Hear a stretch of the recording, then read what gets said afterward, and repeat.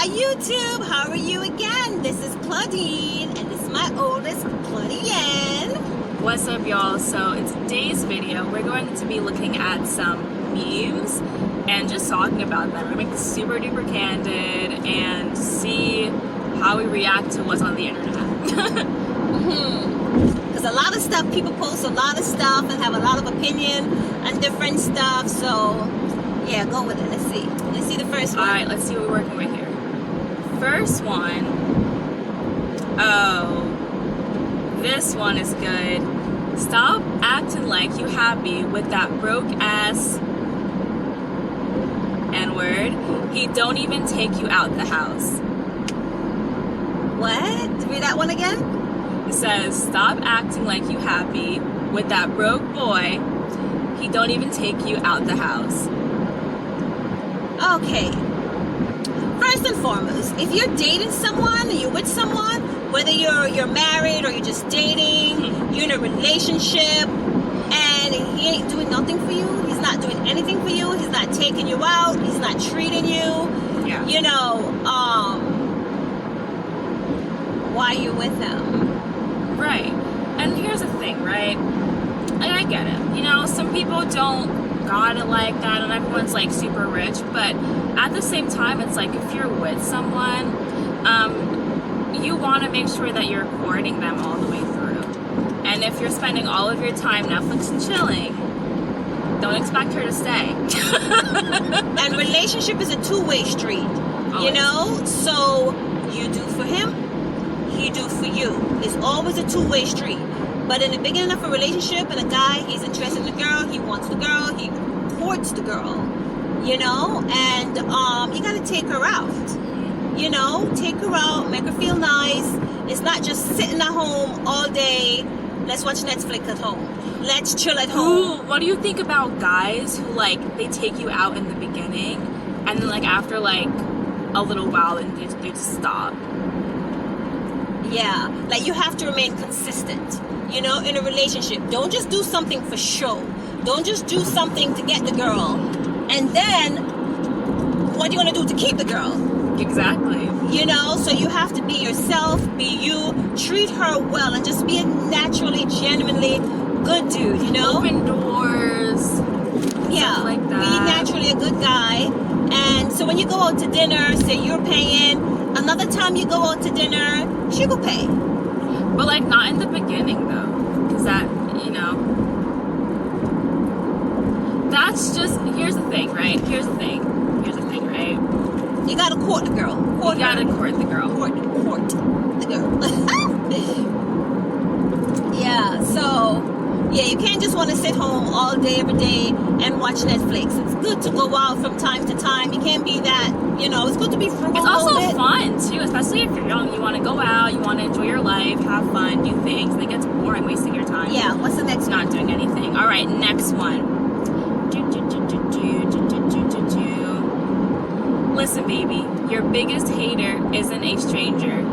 It's someone you know. Yes, we all know that, usually. Of course. I've been there. I'm sure you guys I've been there. Exactly. Because usually the people that hurt you the most is not usually the strangers, the ones that you know. And They sometimes watch you, they see what's going on your Instagram feed. And sometimes it could even be your very own family member. You know what I mean? I don't know why people do that. Like, don't hate on each other. You know, we're supposed to love and support each other. I know this sound like, okay, we're not in a fairy tale world. But come on, just support each other. You know, we don't need to be envious and jealous of each other. You know, but a lot of times, unfortunately, you find that in people that you know. And the reason why, it's like this, right? You have a stranger, and a lot of people who admire you, people don't even know. But when it comes to people who secretly hate on you, the key word is secret. So they're the type to come up to you and act like they're your smile in friend, your face. smile in your face, when, like, deep down they might have some envy. So just be careful. Dog you to your back. I'm Be like, safe, who he y'all. think he is, or who she thinks she is. Right. You know? Yeah. And the craziest thing, sometimes your biggest supporters are the strangers.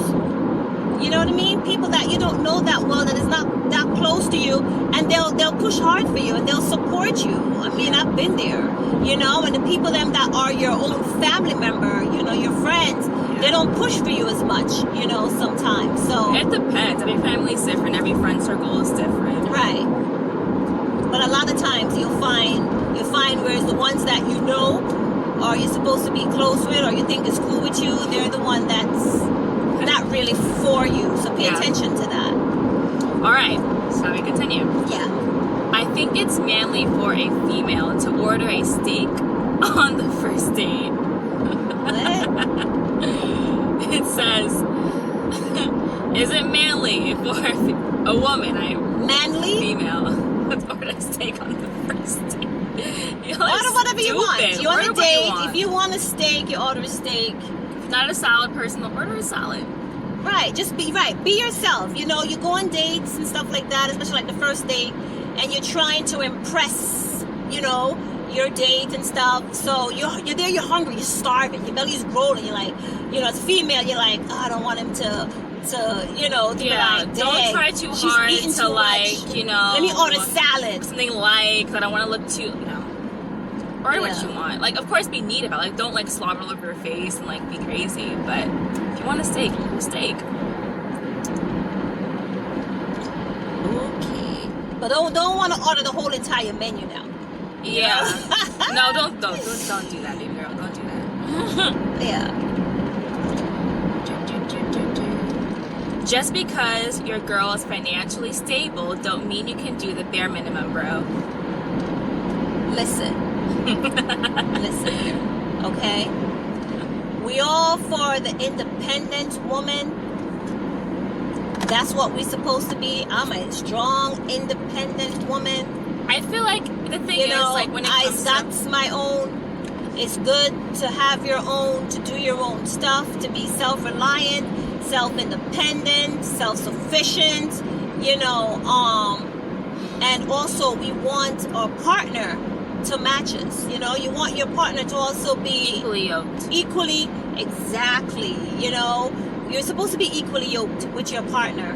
And for a guy, not because your woman is independent, self-sufficient, self-reliant, that doesn't mean that you should do the bare minimum. Because you'd be like, she got this, she have her own crib, she have a good job, you know, she's good.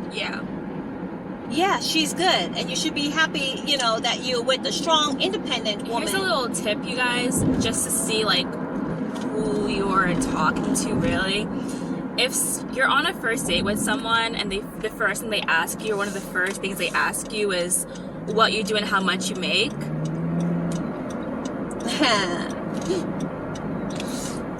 it's not a good look. Yeah, but still be that man, you know? You have a strong, independent woman, you be that strong, independent man. And don't feel like you need to do the bare minimum just because she got it. Just because, you know, she have her own. She have her own, but you should still be there and be that man and you know, court her. I think you go out on a date. Don't just always expect her to go 50-50 with you and oh, let's pay half of this. And then again, she could pay it because she could afford it. And again, I feel like it depends. Like, you know, every relationship is different, and if going Dutch frequently works for you and that's where the both of you feel most comfortable, then by all means, like, do that. But at the same time, just because the girl that you're with is successful, maybe has a really good job, really ambitious, it doesn't mean that you can sit back and let her kind of take the reins. Right. Because it doesn't work.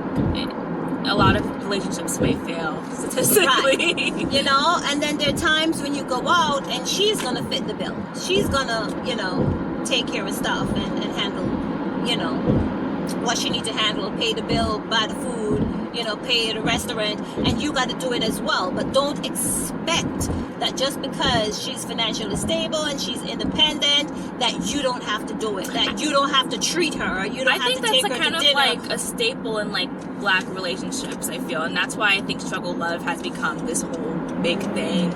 Like, oh, like, you know, maybe the guy makes less and the girl and the lady makes more money, and so it's Yeah, just a constant struggle. And when the female make more, guys, please don't be like, you make more than me, so you get this. You make more than me, so you pay for this. Like, no, you have to like grind and like push. You know what I mean? Like, there's nothing wrong with being ambitious and like going after what you want, and instead of depending on someone else. Right, pull together. A relationship is A partnership. a partnership. It's teamwork. It's pulling together. And if one person's here and the other person's here, it does not work. You gotta be equally yoked. And pull together, you know, uplift each other, you know, help each other to grow and strive. One should not just sit back because the other one, you know, is doing better financially or whatever, you know what I mean? But like, okay, this person could do this person got this, you know, still pull together. And a guy, make a woman feel like a woman, make a lady feel like a lady. That's what okay, it is. she got it, yes, but still let her feel like a lady. Because you know she got it, so she got you as well. Otherwise, she gonna leave you. You understand? So she want to see that her man got her back. She want to see that her man is there for her. She wants to know that if she's down, he's there to pull her up. If she needs somebody, he's right there. A woman wants to know that. Doesn't matter how independent she is, she just wants to know that. Lady. Yes. And she wants her man to treat her as such. So, next question. It's all about relationships. That's here. good. Is the questions all about relationships? This is Justin Laboy.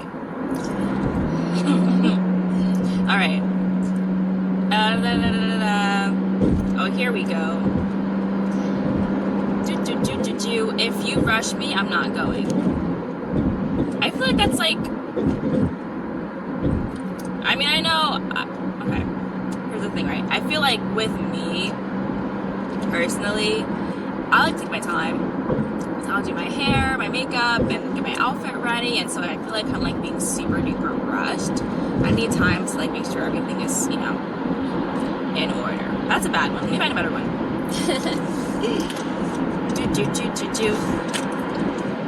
But it's good to have a man that is patient. You know, either or. You want to know that your partner is patient and not just rushing you. You know, but for the woman, don't be like, if you rush me, I'm not going. You know, like, you're catching tantrum, my 2-year-old here. You know, we should also be considerate too of the next person. Like, if they're a timely person, you guys trying to get someplace, and you take forever to get ready, you know, and your partner's like, babe, come on, let's go, you know, put a step in it, you know.